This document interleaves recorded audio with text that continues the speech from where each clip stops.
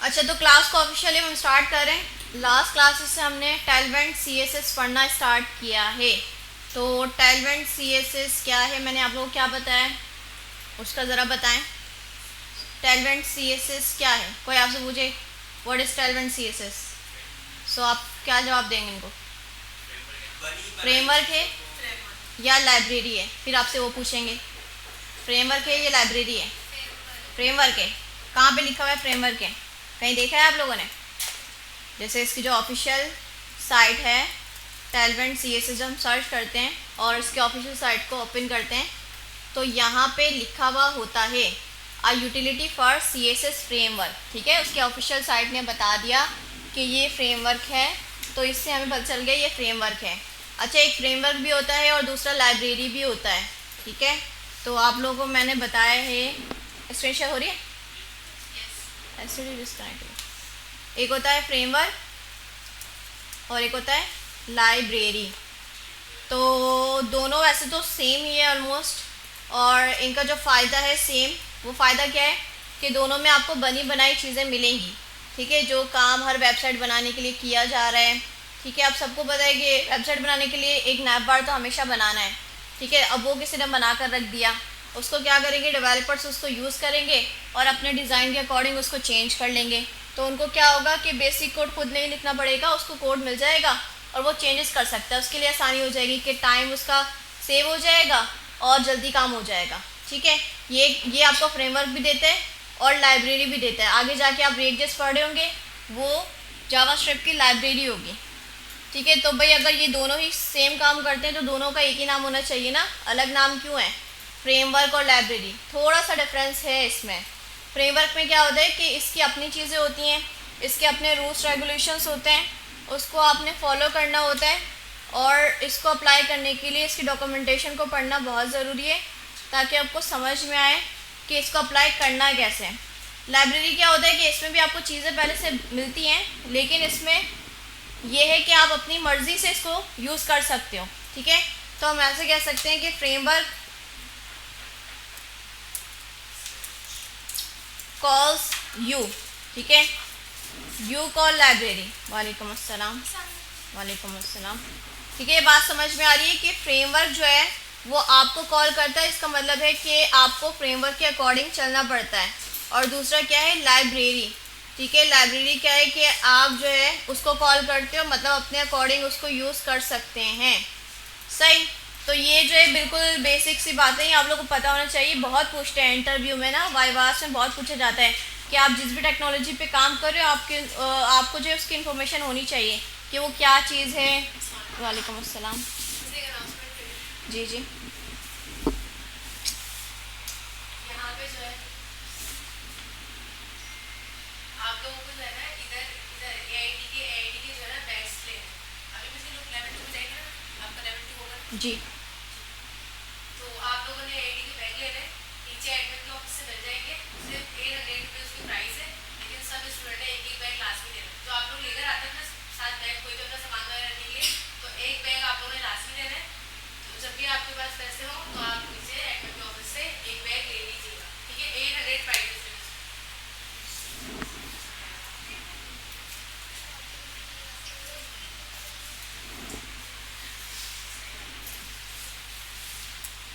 क्या हुआ है?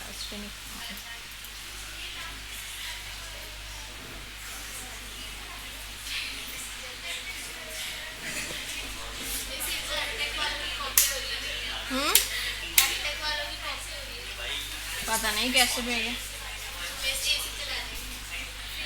ऐसे चला दे। आपका स्टूडेंट कार्ड नहीं बना हुआ? क्या हो गया? एसडी क्यों परेशान कर रही है आज? अच्छा वेल भाई, वापसी आते, रिकॉर्डिंग ख़राब नहीं करें मेरी आप लोग। ठीक है, हम टॉपिक पर थे कि फ्रेमवर्क होता है, एक लाइब्रेरी होता है। तो ये आपको पता होना चाहिए बेसिक्स इसकी कि फ्रेमवर्क जो है वो आपको कॉल करता है और लाइब्रेरी को आप कॉल करते हैं। समझ में आ रहा है मतलब? कौन सी लाइब्रेरी? ठीक है, लेकिन अगर आपने सीएसएस यूज़ करनी है तो उसके लिए अगर लाइब्रेरी ना मिले तो फ्रेमवर्क ही यूज़ करना पड़ेगा। यूज़ तो आपको दोनों करने आनी चाहिए। ठीक है, अच्छा भाई, तो अब हम जो है जो हम पढ़ रहे हैं वो क्या है? टेलवेंट सीएसएस फ्रेमवर्क है। ठीक है। अच्छा, CSS का फ्रेमवर्क है तो इसके लिए आपको CSS आनी ज़रूरी है, HTML CSS तो आप लोगों ने पढ़ी भी है।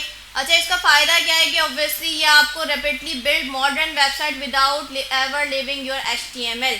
इस बात से क्या मतलब समझ में आता है कि आपको HTML की फ़ाइल में रहते हुए क्लासेस का यूज़ करना है और HTML की फ़ाइल को नहीं छोड़ना, अपनी कोई CSS आपने नहीं लिखनी। तो होता था ना कि आप क्लासेस IDs देकर फिर अपनी जाकर CSS लिखते थे, मीडिया क्वेरीज भी लिखते थे, तो वो काम आपने नहीं करना। और टैलवेंट इतना पॉपुलर है तो ये इसको बड़ी बड़ी कंपनीज भी यूज़ कर रही हैं और बहुत ज़्यादा यूज़ होता है ये। ठीक है, एक बूटस्ट्रैप का नाम भी सुना होगा आपने, लेकिन आजकल टैलवेंट बहुत फेमस है तो ये बहुत यूज़ होता है। ये सारी कंपनीज टैलवेंट को यूज़ कर रही हैं और इसका फ़ायदा क्या है कि जो चीज़ें इतनी बूटस्ट्रैप में नहीं है, जैसे मैंने आपको बताया था ना कि आपकी कलर्स जो है कितने सारी वैराइटीज़ हैं इसकी, इसमें जो वैल्यूज़ होती हैं, अब हम जितना भी आगे चले जाएं वो लगाकर हमें देता रहता है, कैलकुलेट करता रहता है और उसके अकॉर्डिंग हमें जो है मार्जिन पैडिंग अप्लाई करके दे देता है। इसमें फ़िल्टर्स भी हैं, ट्रांजिशंस भी हैं, रिस्पॉन्सिव डिज़ाइन भी है, बहुत सारी चीज़ें हैं। ठीक है, तो हमने इसको स्टार्ट किया था और हमने बिल्कुल बेसिक से स्टार्ट किया था। हमने सबसे पहले सीखी थी इसकी इंस्टॉलेशन, कि आपको अपने प्रोजेक्ट में टैलवेंट को इंटीग्रेट कैसे करना है, इंजेक्ट कैसे करना है। तो डॉक्स में गए थे हम और इसमें देखें इंस्टॉलेशन के काफ़ी तरीके हैं कि आप इन सारे तरीके में से कोई सा भी यूज़ कर सकते हैं। अगर आप कोई फ्रेमवर्क यूज़ करें तो उसके साथ भी इसको इंटीग्रेट किया जा सकता है, नेक्स्ट के साथ, लैरावेल के साथ, ये सारे फ्रेमवर्क्स होते हैं, उनके साथ भी यूज़ कर सकते हैं, लेकिन अभी इनमें से हमने कोई पढ़ा नहीं था। अच्छा, CLI क्या है, ये भी अच्छा तरीका है कि इसमें आप NPM के थ्रू, जैसे आपको वो लिखते हो ना CMD करके एंटर करते हो तो एक ब्लैक स्क्रीन आती है, उसको टर्मिनल कहते हैं, उसको CLI भी कहते हैं, उसके थ्रू भी इंस्टॉलेशन होती है। ठीक है, उसके अलावा भी वीट होता है कि आपका ये अपना सर्वर बना देता है, उससे फास्ट रिलोडिंग होती है, काफ़ी चीज़ें इसमें आप लोगों के लिए नहीं है। तो मैंने जो आप लोगों के लिए आसान तरीका बताया था वो CDN के थ्रू बताया था। जैसे आप लोगों ने फॉन्ट ऑसम कनेक्ट किया है, गूगल फॉन्ट्स पहले कनेक्ट किया है, तो वो CDN के थ्रू होता है कि हेड में जाकर आप जस्ट लिंक पेस्ट कर देते हो। ठीक है, CDN की फुल फॉर्म क्या होती है, कंटेंट डिलीवरी नेटवर्क। सही, इसमें क्या होता है कि आपके प्रोजेक्ट में जो एक्सटर्नली चीज़ें कनेक्टेड होती हैं वो हेड के अंदर आप कनेक्ट कर देते हो और वहाँ से वो कनेक्टेड होती हैं।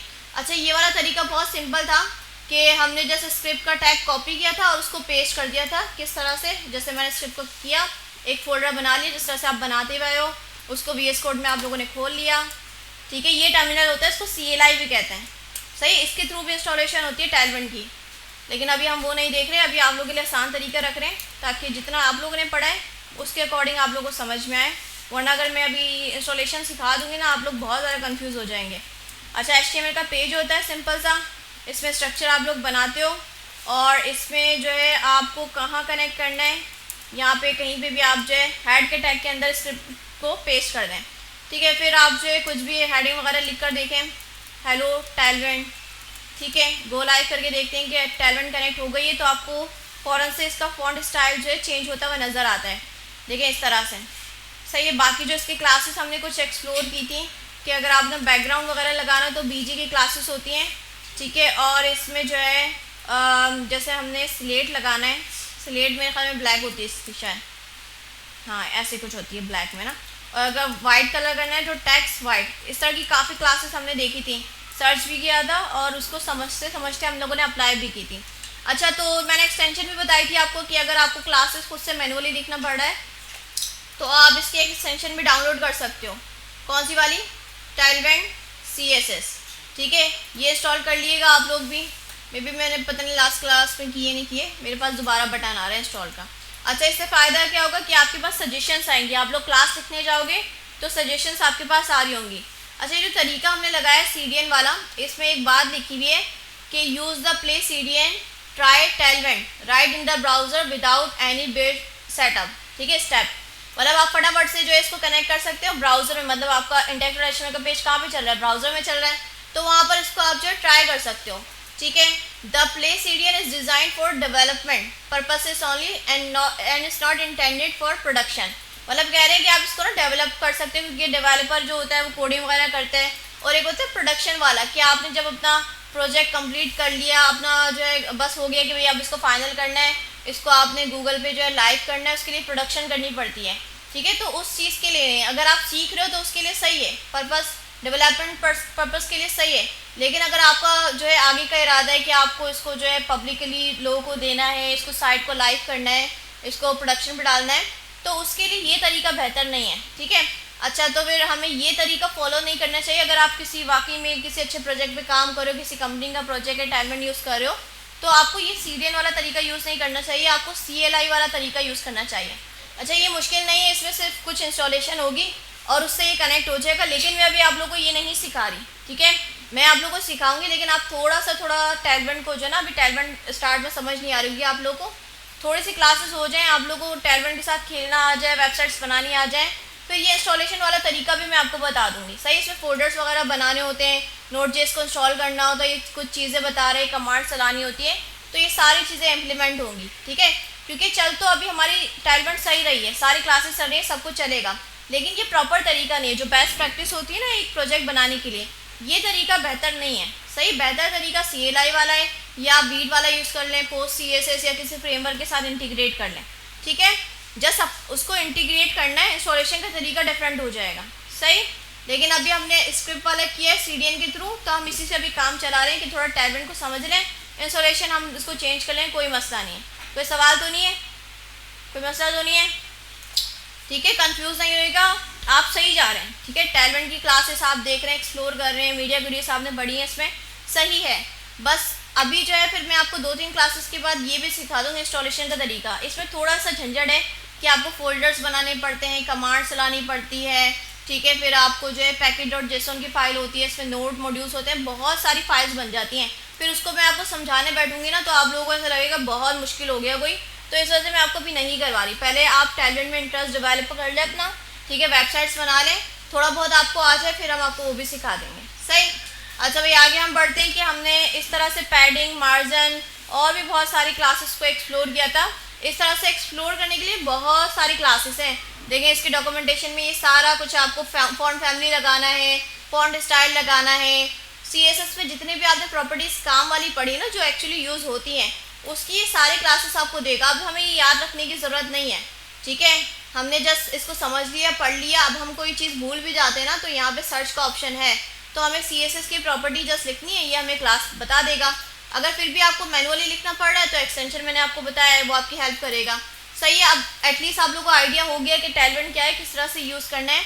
अब थोड़ा हम इस तरफ बढ़ते हैं कि वेबसाइट्स बनाने की तरफ चलते हैं, ताकि आप लोगों को समझ में आए कि भाई इसके और क्या फ़ायदे हैं। क्योंकि मैंने आपको कंपोनेंट्स का ही बताया था कि इसमें बनी बनाई चीज़ें भी मिलती हैं, बस उसको आप कॉपी पेस्ट करें और डिज़ाइन के अकॉर्डिंग उसको चेंज कर सकते हैं, ठीक है।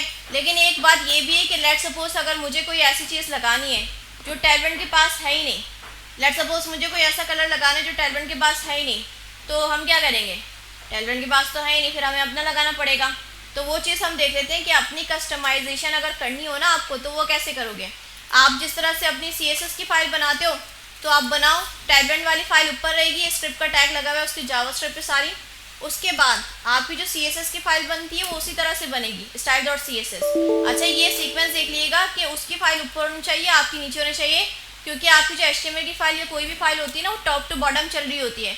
तो वो क्या करेगा, पहले ये टैलेंट वाली सारी CSS वगैरह को रीड कर लेगा, इसके बाद फिर वो आपने जो CSS लिखी है ना उसको रीड करेगा।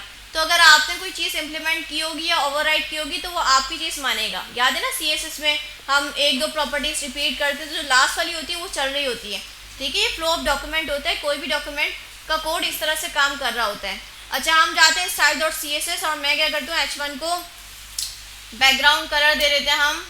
लेट सपोज कोई ऐसा कलर है जो है ही नहीं, ये है ही नहीं, ठीक है, टैलेंट के पास ये वाला कलर नहीं है। तो आपको लगता है, अभी देखो उसकी क्लास भी लगी हुई है बैकग्राउंड की, और मैंने भी अपनी तरफ से CSS में ये क्लास लगा दी है। तो आप लोगों को क्या लगता है कि भाई कौन सा वाला कलर आएगा, स्लेट कलर आएगा, ये जो मैंने कलर अप्लाई किया ये आना चाहिए। आप लोगों को क्या लगता है, क्योंकि अभी जो मैंने आपको हिंट दी है कि आप बाद वाली चीज़ चल रही होती है, तो आप लोगों को लगता है ये वाला कलर आएगा, ठीक है। हम जाकर देखते हैं ज़रा, देखो आ गया, सही, क्योंकि आपकी CSS बाद में थी ना, तो आपकी CSS चल गई है।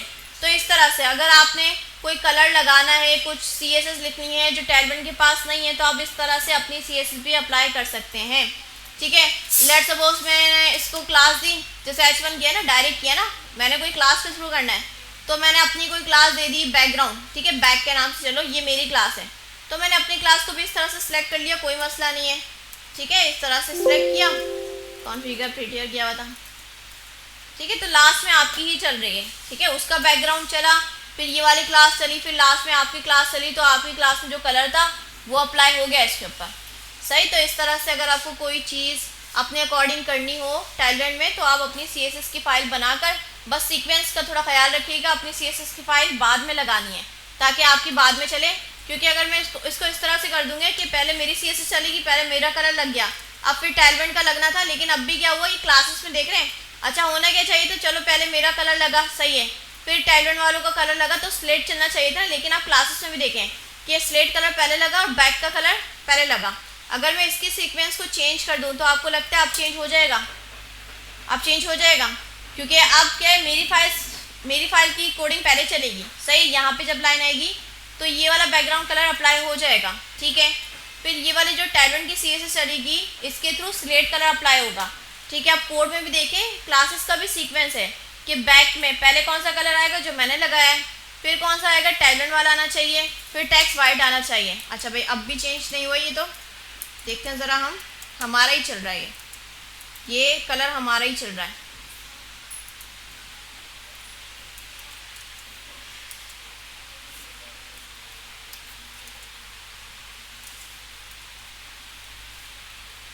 याद तो नहीं कर लिया इसने कभी मेरा कलर? नहीं भाई, चेंज हो रहा है। अच्छा भाई, सीक्वेंस देखें ज़रा, इसकी कोई कहानी होगी पीछे, या तो इससे बूट स्ट्रैप में क्या होता है कि आप जो है अपनी फाइल्स बाद में रखते हो या इंपॉर्टेंट लगा दो तो उसके थ्रू काम हो जाता है। अच्छा, टाइलरेंट को ना अब हम देखें, हमने क्या किया, पहले सीक्वेंस का ख्याल रख रहे थे ना कि टाइलरेंट की फाइल ऊपर रख दी और अपनी CSS की फाइल नीचे रख दी, लेकिन फिर मैंने उल्टा कर दिया कि अपनी फाइल ऊपर रख दी और CSS की फाइल ऊपर रख दी। अच्छा, हम एक काम करते हैं कि अगर हमें बैकग्राउंड कलर एक ही लगाना है ना, तो हम दूसरा लगा ही क्यों रहेंगे, या तो ये वाला लगाएंगे या तो ये वाला लगाएंगे, तो हम दो क्लासेस को घपला ही ना करें। लाइक अगर मैं BG स्लेट लगाती हूँ तो अब बताओ, टाइलरेंट की क्लास लगी हुई है ना, अब मेरी कोई क्लास लगी हुई है नहीं, तो एक ही कलर आएगा, सही है। अच्छा, अगर मुझे ये कलर नहीं लगाना, अपना कलर लगाना है, तो आप बैक का कलर लगा लो, जो आपकी क्लास है उसके थ्रू बैक आ जाएगा, ठीक है। दो क्लासेस अगर करोगे तो कॉन्फ्लिक्ट्स भी हो जाएंगी। लाइक एक ही बैकग्राउंड कलर लगाना है ना आपने, तो दो क्लासेस लिख ही क्यों रहे हो, एक लिख दो, या टाइलरेंट वाली से मिलता है तो टाइलरेंट वाली लिख दो, अगर नहीं मिल रहा तो टाइलरेंट वाली हटाकर अपनी क्लास लिख सकते हो, सही है। वरना इसमें सीक्वेंस का कोई मसला नहीं है, मैंने अपनी फाइल ऊपर की है तो जब भी मेरी ही चल रही थी, सही, ये नोट कर लीजिएगा आप लोग। लेकिन फिर भी ना प्रैक्टिस ये होनी चाहिए आपकी कि अपनी CSS की फाइल नीचे रखें, सही। कंफ्यूज तो नहीं हो रहे? देखें, अगर आपको टाइलरेंट की कोई बात समझ में नहीं आ रही या उसकी कोई क्लास से आपको वो चीज़ जो है अचीव नहीं हो रही, तो उसकी क्लास को हटा दो, अपनी CSS की फाइल बनाओ और अपनी CSS की क्लास में जाकर वो चीज़ लगा दो आप, ठीक है। अच्छा भाई, अब हमने ये सीख लिया, अब हम थोड़ा वेबसाइट की तरफ आते हैं। तो इसकी जो टाइलरेंट की होती है ना, आपको फ्री की चीज़ें जो मिल जाती है, एक तो देखिए इसमें कंपोनेंट्स भी लिखा हुआ है, ऊपर डॉक्यूमेंटेशन के नीचे कंपोनेंट्स लिखा हुआ है कि आपको ये बने बनाए हीरो सेक्शन, फीचर्स का सेक्शन, CTA, प्राइसिंग सेक्शंस, ये सब बने बनाए मिल जाते हैं। लाइक उसका टेम्पलेट स्ट्रक्चर मिल जाता है। अगर हम पहला अप्लाई करके देखें, हीरो सेक्शन, देखें इस तरह का अगर आपने बनाना हो, पूरा उसमें हेडर भी आ रहा है, ये आपको सेंटर भी चाहिए, तो ये पूरा का पूरा आपको कोड मिल जाएगा।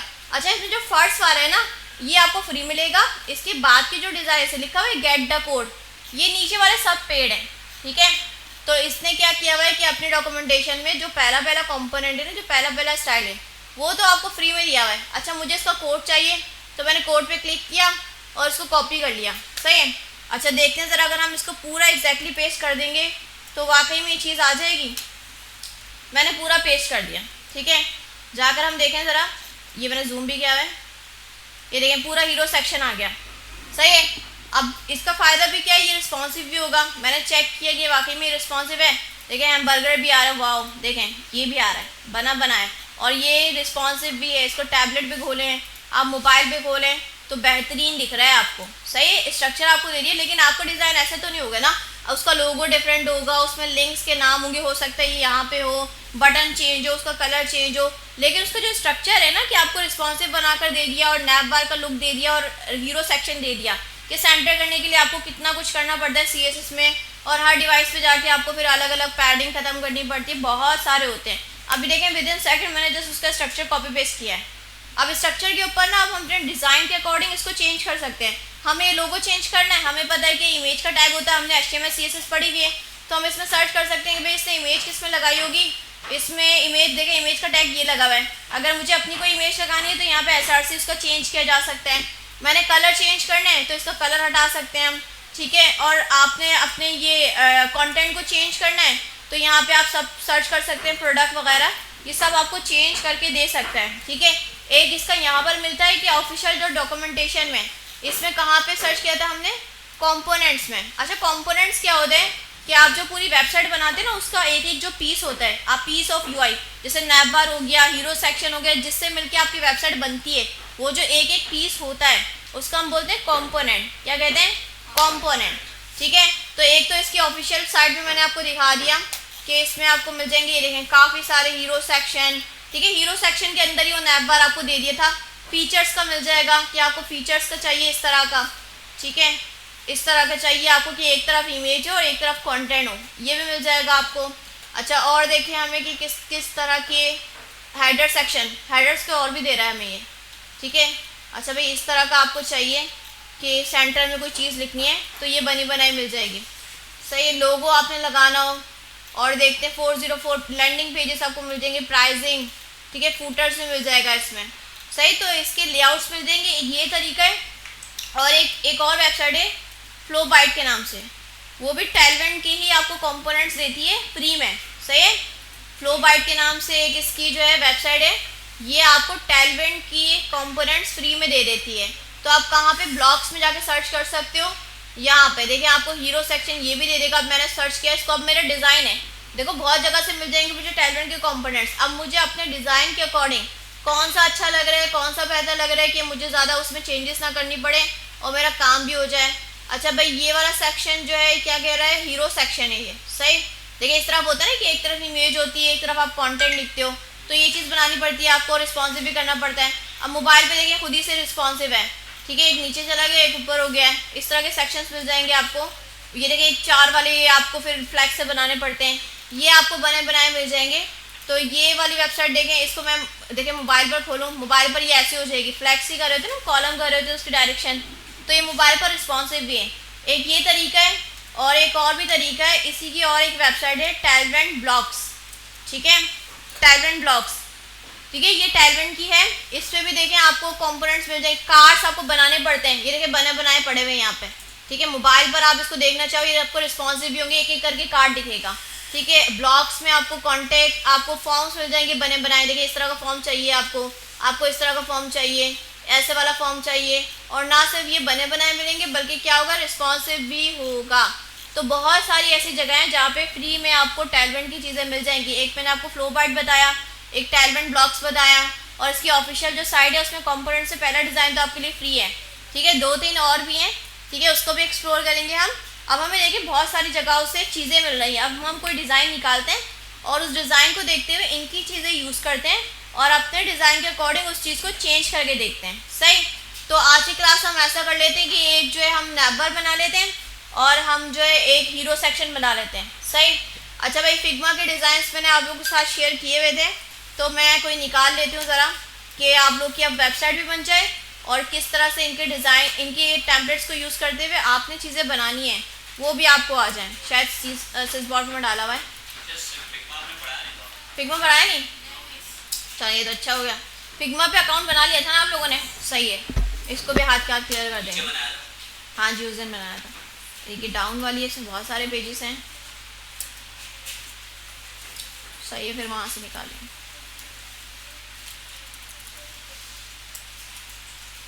अच्छा भाई, अब कुछ लग रहा है आप लोगों को कि भाई हाँ बनी बनाई चीज़ें मिल जाएंगी, रिस्पॉन्सिवनेस से जान छुड़ जाएगी, जिसमें बहुत सारा आपका दिमाग ख़राब होता है। ठीक है, उस चीज़ से आपको आसानी हो जाएगी। लेकिन इसको डिज़ाइन को ना, जो टेम्पलेट ये दे रहा है और आपको जो डिज़ाइन है उसको वैसा बनाने में फिर आपके स्किल्स हैं, जो आपने HTML CSS और पढ़ लिया ना, अब आपको पता है कहाँ पे जाके कोड में चेंज करना है, इमेज का टैग क्या है, कहाँ पे कंटेंट आपको मिलेगा, इस टैग का मतलब क्या है, डिव क्या होती है, ये सारी चीज़ें बेसिक्स आपकी क्लियर हैं, तो फिर आपको ये कस्टमाइजेशन करने में आसानी हो जाएगी। अच्छा, बूटस्ट्रैप में मैंने सिखाया था फिग्मा, आप लोगों को टेलवेंट सिखा रही हूँ मैं। बैच 1 को बूटस्ट्रैप पढ़ाया था, अब बैच 2 को टेलवेंट पढ़ा रही हूँ। अब देखते हैं बैच 3 को क्या पढ़ाना चाहिए। ठीक है, डिपेंड करता है बच्चों की क्या प्रोग्रेस उनको समझ में है, क्योंकि बूटस्ट्रैप बहुत आसान लगती है बच्चों को, टेलवेंट में थोड़ी बच्चों को मुश्किल लगती है। लेकिन आप लोग, क्योंकि आप लोग की प्रोग्रेस अच्छी है इस बैच की, तो मैं चाह रही हूँ कि आपको जो मार्केट लेवल की चीज़ होती है और बेहतरीन है वो चीज़ आपको सिखाई जाए, जो आप यूज़ भी कर सको ना। वैसे अगर बूटस्ट्रैप भी आप लोग पढ़ते हो ना तो टेलवेंट सीखना आसान हो जाता है। लेकिन मैंने आप लोगों को टैलेंट सिखाया पहले ही। अच्छा, फिग्मा का इंट्रोडक्शन दे देते हैं कि फिग्मा क्या चीज़ है।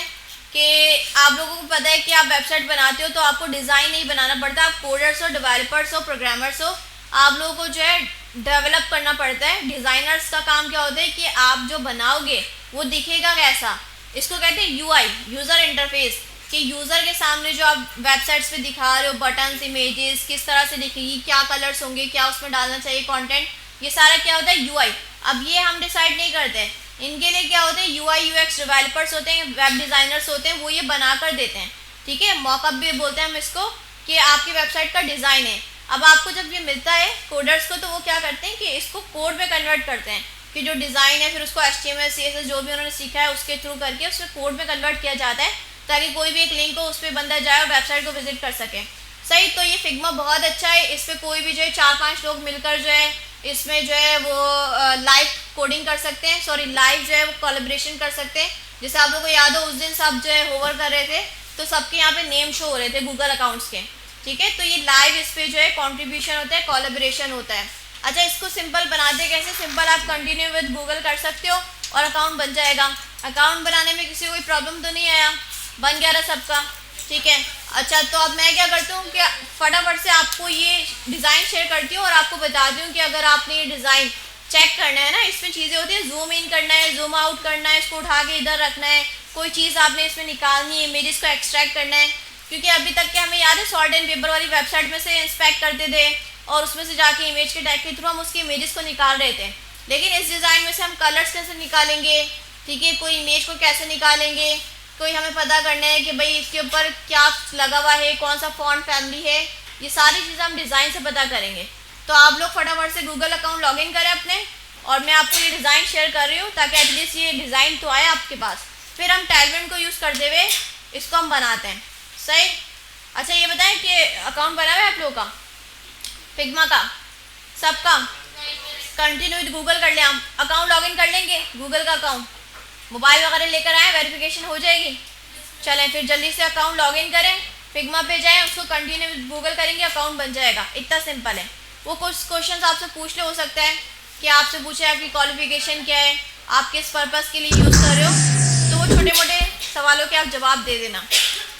जल्दी से टैलेंट वाली चीज़ कर लें, फिर इस डिज़ाइन को हम बनाना शुरू करते हैं टैलेंट के थ्रू।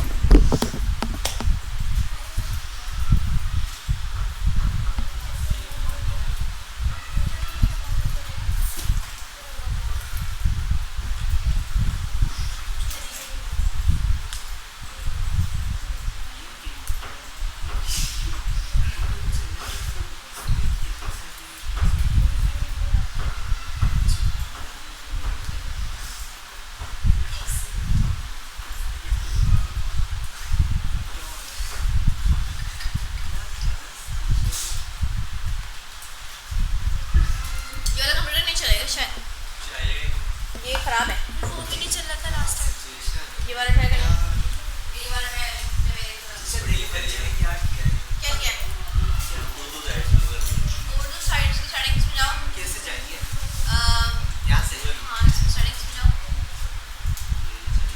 ये इसका स्क्रीनशॉट क्लिक करके ना चैट को भेजो, बता देगा सेटिंग्स क्या। स्क्रीनशॉट लेना है, इंटरफेस में जाओ, स्क्रीनशॉट लो इसका, यहाँ तो विंडो शिफ्ट और एस, विंडो शिफ्ट और एस, विंडो शिफ्ट और एस, हाँ इसका पूरा स्क्रीनशॉट इसका। हाँ बस पूरा स्क्रीन को लेना था ना, ड्रैग कर लेते हैं पूरा लेना था जी। दोबारा विंडो शिफ्ट और एस, सही। माउस को वहाँ से कोने से स्टार्ट करो, यहाँ से ऊपर से ऊपर ऊपर बिल्कुल ऊपर, कॉर्नर से हाँ बस इसको यहाँ से पूरा ये हो गया, शाबाश, छोड़ दो। सही, अब ये आ गया ना, ये पॉपअप आ रहा है, इसको क्लिक करो, एक मिनट बता रहा हूँ, कॉपी का ऑप्शन आ रहा है वहाँ पे ऊपर, कॉपी करो, वो शेयर के बराबर में आपकी राइट साइड पे देखें, ये सेव और शेयर सर्च आ रहा है, हाँ ये वाला कॉपी करें, बस ChatGPT खोलें, उस पर कंट्रोल भी कर दें, उसको बता रहे हैं सेटिंग्स क्या है, बता रहे हैं। सब क्या करना है आप बता रहे हाँ क्या करना है फिग्मा, ये डिज़ाइन अभी मैंने सिर्फ बॉक्स से खोला है ना, बॉक्स बना लो। वैसे हम वेबसाइट बनाएंगे ना जी बेटा। अच्छा, ये डिज़ाइन मैं आपको शेयर कर रही हूँ सिस बॉर्ग पे, ID नंबर 500 पे जाकर पहला वाला जो इसका डिज़ाइन होगा वो ही आपका आज का है। SMIT फैम हैक लिखा होगा।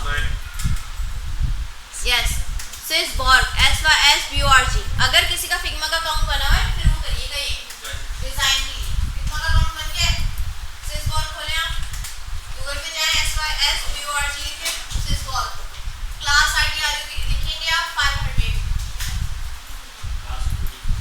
क्लास आईडी का सेक्शन आ रहा होगा 500।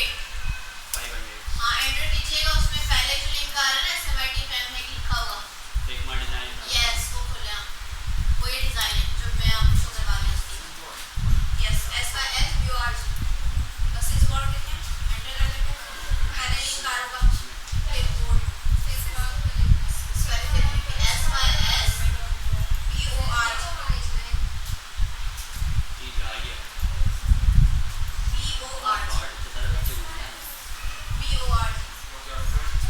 पहले ये बोर्ड वाला तरफ पहले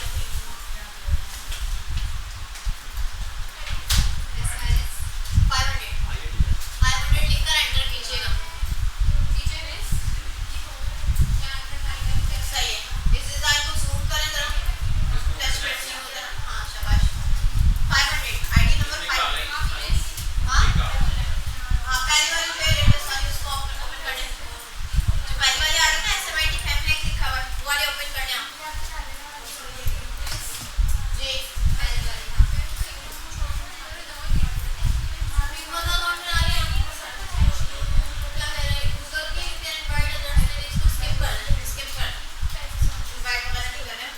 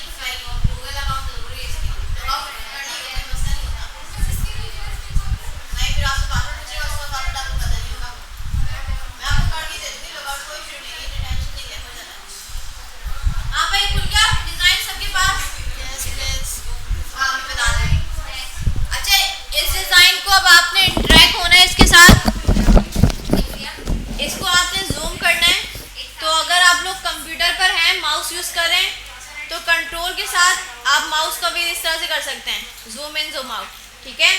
और अगर लैपटॉप पे है तो टच पैड पे 2 फिंगर्स को पिंच कीजिएगा इस तरह से तो हो जाता है। अच्छा, अगर आपने इसको डिज़ाइन को उठा के इधर उधर करना है ना तो भाई गौर सुनिएगा, स्पेस बार के साथ माउस का क्लिक करके आप ऐसा कर सकते हैं, ठीक है। स्पेस बार को आपने क्लिक करके रखना है, प्रेस करके रखना है, माउस का जो है राइट वाला ये ना राइट क्लिक को इस तरह से करना है, तो ये आप ग्रैब कर सकते हैं डिज़ाइन को। अच्छा, लैपटॉप में कैसे होगा, स्पेस बार करेंगे और अपना राइट वाला जो होता है उसके थ्रू आप कर सकते हैं, ठीक है। या तो टच पैड पे 2 फिंगर्स रख के इस तरह से कर सकते हैं। हो रहा है ये वाला, नहीं हो रहा ग्रैब वाला, सही कर लिया। हैंड बना इससे भी तो हो रहा है, इसका ये जो हाँ इससे भी हो सकता है, ठीक है। ये इससे भी हो जाएगा, लेकिन इस पे देखें आप लैपटॉप पे जूम कर लिया आपने, जूम ऐसे कर लिए तो मार्क्स परमिशन दे ये सिलेक्शन वाला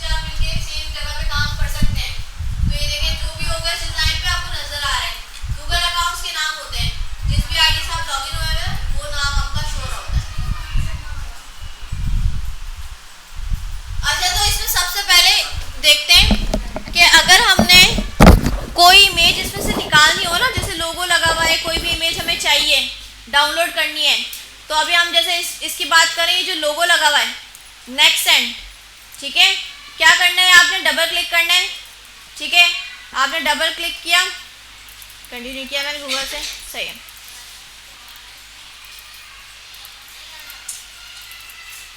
ये देखें, उस पे जाए आप, जिस चीज़ पे आपने करना डाउनलोड उस पर क्लिक किया, आपने डबल क्लिक करेंगे तो ये सिलेक्ट हो जाएगा। अच्छा ये अलग से, अच्छा भाई यहाँ से हटें आप लोग ज़रा, समझ माउस यहाँ से लेकर जाएं, लोगों से लेकर जाएं, पहले मुझे तो देखने में मुझे नज़र नहीं आ रहा, पहले वे करके बता दो फिर आप कर लीजिएगा, ठीक है। ये देखें पूरा डिज़ाइन है, इसको आपने डबल क्लिक किया तो ये सिलेक्ट हो जाएगा।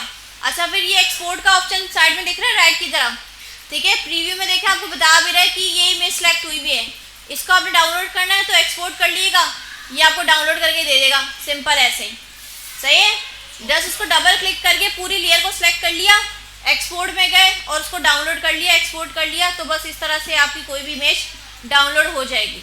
करके देखें ज़रा, हाँ कॉपी नहीं करना, डबल क्लिक करें ज़रा, एक्सपोर्ट आपको देखिए राइट साइड पे दिखेगा, राइट साइड पे एक्सपोर्ट बिल्कुल लास्ट में दिखेगा, छोटा सा दिख रहा है एक्सपोर्ट लोगो, ठीक है। कॉपी वगैरह नहीं करें, इसको हमें डाउनलोड करना है, सही है।